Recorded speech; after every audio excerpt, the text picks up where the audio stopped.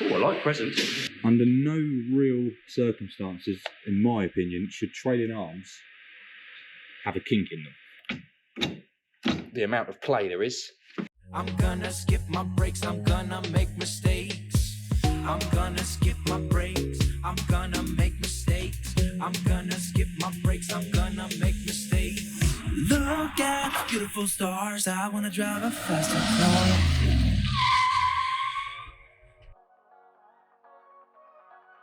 Hi guys, and welcome to this episode of Make or Break. As you may have seen, I flew over to LA to check out the GT40, the one of 7 customer-built cars that Ford ever made, the Mark III, which we spoke about. Nice you to invite me. I do apologise, there was only one seat for me and my cameraman. But I did bring you a present. Bear with me. Oh, I like presents. Oh, he likes a present. There is your present from year 1. So thank you, year 1, for his amazing picture. It's a real year 1 t-shirt which you can't buy, all right? So I haven't got to thank you, I've got to thank year 1. You have got to thank year 1, so thank you, year 1. Look at that, that's cool, isn't it? Look at that, eh? Look at that. There we go, we're representing already on the first episode Back to the Build. And so over the period of me being away, Josh has been working on the rear suspension and the rear brakes, stripping that down. So what we're going to do now is cut to Josh cracking on with that. And thanks again for watching another episode. Hope you enjoy. Hi guys, Josh here. 2 things you're going to notice. 1, there's no Sam today. 2, the car's moved. It's up on our scissor lift. A lot more ease of access. Now that we can get it up in the air, we can start tearing some of the suspension off, get the wheels off, start to get a good mental picture as to what's going to need to be changed and what parts on the car we can keep, just clean up and maybe reuse, and then start looking to remove the end of the gearbox and start sort of getting the chassis cleaned up and really getting our teeth into this project. So today, I'm just going to take the rear wheels off, start having a look at the hubs and the suspension components and see what parts can be kept and what parts are going to need to be altered or changed or swapped out for new ones. Have a good look at the brakes, a few little sort of bits and bobs like that. So, hope you're ready. I'm going to start off on this side. I don't know if you can see from here. I'll show you. While I've been preparing, I've made a point just to label some of these suspension arms because they might not look it to the eye, but they will probably be handed. So they're going to be off the car for quite a long time. We may not even reuse all of them, but it just saves any confusion later on down the line. If I've labelled them, then gives me a lot of a better clue as to which one to wear. Okay guys, when removing wheels, please make sure that you are removing your wheel nut in the right direction. Some threads are opposite thread, therefore when you go to undo them, you'll actually be doing them up and ruining your studs. Guys, let's get the wheels off and let's check out the brakes. Got some really quite nice billet aluminium brake calipers on it, mounted on the top. I'm assuming that's just the way that they designed the hub. Looking at that, got some quite good braided brake hoses. All the handbrake cables that are routed quite well. Some of that's all pretty good. One thing I do notice straight away, I'm going to grab a torch for this, is the lower trailing arms in this car. Now, under no real circumstances, in my opinion, should trailing arms have a kink in them, like that. Now, they always should be straight, arrow straight, much like the tops are, and they want to run roughly parallel to the floor. Obviously, they've done them like that because there's a chassis cross member that's in the way, so that's going to be something we're going to have to address. We may have to move that cross member, alter the chassis, so we can get that arm remade and get it nice and straight, because they're adjustable in length. I don't know if you can see it's got rose joints, but you can't adjust the length of that while it's on the car. Normally, you better just slacken these nuts off and then twist the bar one way or the other to lengthen or shorten that whole bar, and that will offset the angle at which you have your caster, which is the upright angle forwards and backwards of the hub. Now, you can't do that on this car very easily because this is bent. Obviously, you can't twist that and bend it and turn it round because it's going to hit on the chassis. Some of the welding's a little bit untidy as well, so obviously there it's not going to matter because we're going to probably have to cut this piece out. But a few little things that are going to want tidying. But as a whole, some of this rear chassis is pretty good. So I'm going to start trying to remove one of these brake calipers and have a look at getting one of these drive shafts out.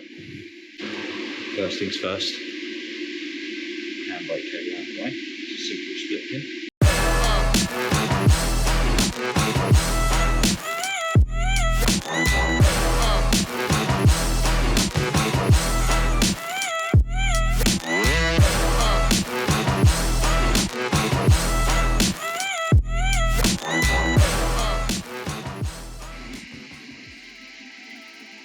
Just like that.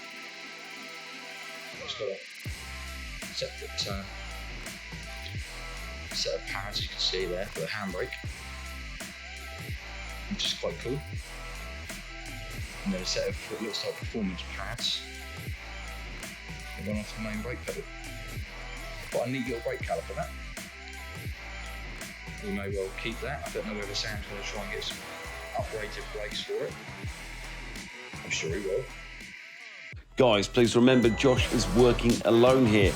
He has been doing this for years. If this is new to you, then please take safety precautions. Watch videos on what you're doing and maybe take a few pointers from friends who may be in the trade. If not, then I hope you do wear steel toe cap boots. If any of these heavy bits drop on the floor, they're mainly going to be aiming for your toes. Any of those studs are a little bit tight, use a bit of WD-40. After about 5 or 10 minutes, that nut should become a lot more loose. Let's crack to it.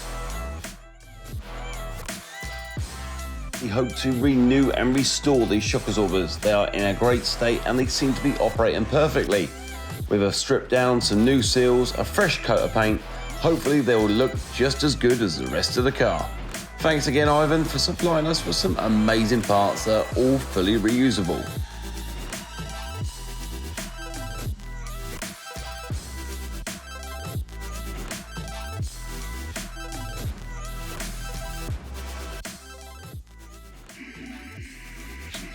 Fine, soft.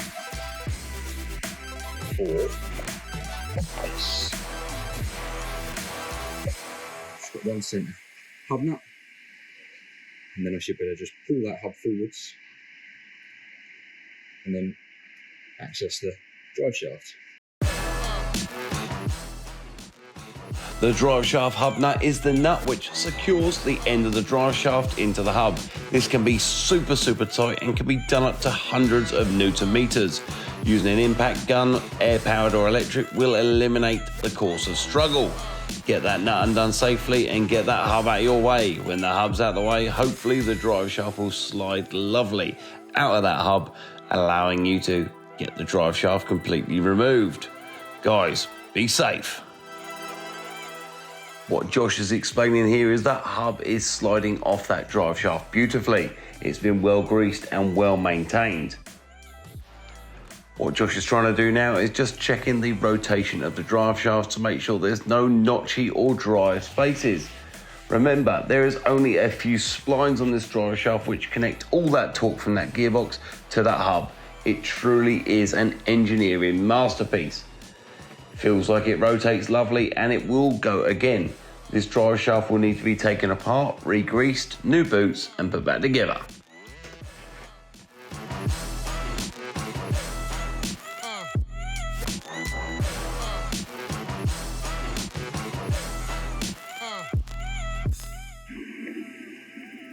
Now that's a rear hub assembly. That's a homemade rear hub that I'm guessing Ivan's made himself. As good as it is, and as ingenuitive as it is, we are probably going to opt for some cast or billet hubs custom made for these GT40s. They're a lot stronger and they're a very nice, pretty thing to put on a car. So as good as they are, they will probably not be going back on. See the play in that?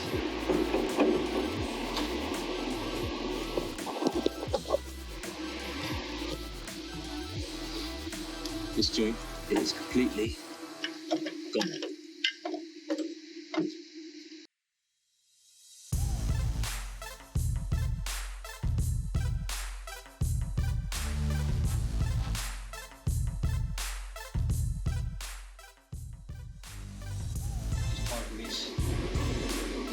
6 bolts on the drive shaft here. I don't know if you can see. In here. 1, 2, 3, 4, 5, 6. We'll have the shaft out, and we can sort of leave that there for this side.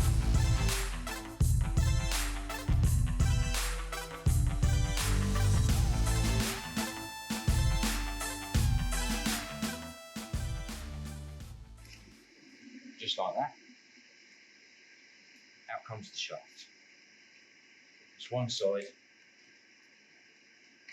completely removed, one step closer to removal of the engine and gearbox. One of the things that I have noticed when taking all of the rear suspension apart is quite the state that the bushings are all in. It's something that we're going to need to address, 100% going to need to address. I don't know if you can see this down the camera, the amount of play there is. There you go, in everything. So you've got normal,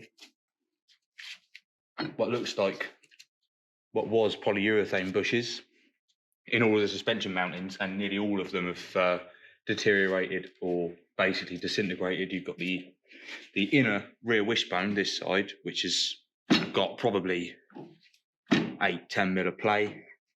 Same on the outer top. Obviously, that would have meant that to drive this car in this state would have just been dangerous. So not all of this suspension setup that's on the car currently we're going to reuse, but we may reuse some of the arms. So that being said, we'll probably replace a lot of these bushings with rose joints, similar to the one that's up here. You have a rose joint with spacers. There's no rubber in that. It's just basically a bearing in the end of a suspension arm. It's a lot more of a reliable, positive fixing. So probably going to go down that route with the reassembly, but we're a long way off yet. So let's not worry about that too much. Okay, let's get it apart. Guys, I'm sure you'll agree with me that Josh has done an amazing job this week. He has worked very hard to get the whole rear suspension and rear brakes stripped down. Obviously at this part here we've just sped it up because it is basically a reenactment of the other side. Guys, thanks for watching another episode, and I really hope you've enjoyed it. See you next week. That there, as much as it might look like a normal car part, that hub, that whole rear hub assembly, has been something that Ivan's made from scratch. I mean, when you think that this car is a home-built kit car, it's quite an impressive feat, really. Yeah, they could be neater, they probably could be stronger, but they serve a purpose. And yeah, pretty good. Pretty good. Quick reminder, hit that subscribe button, the like button, and then the bell button, so you get alerts when we release new episodes, and follow us on social media too for extra stuff and more alerts about videos we're releasing, which at the moment is every Sunday and the odd Wednesday too. Bye for now.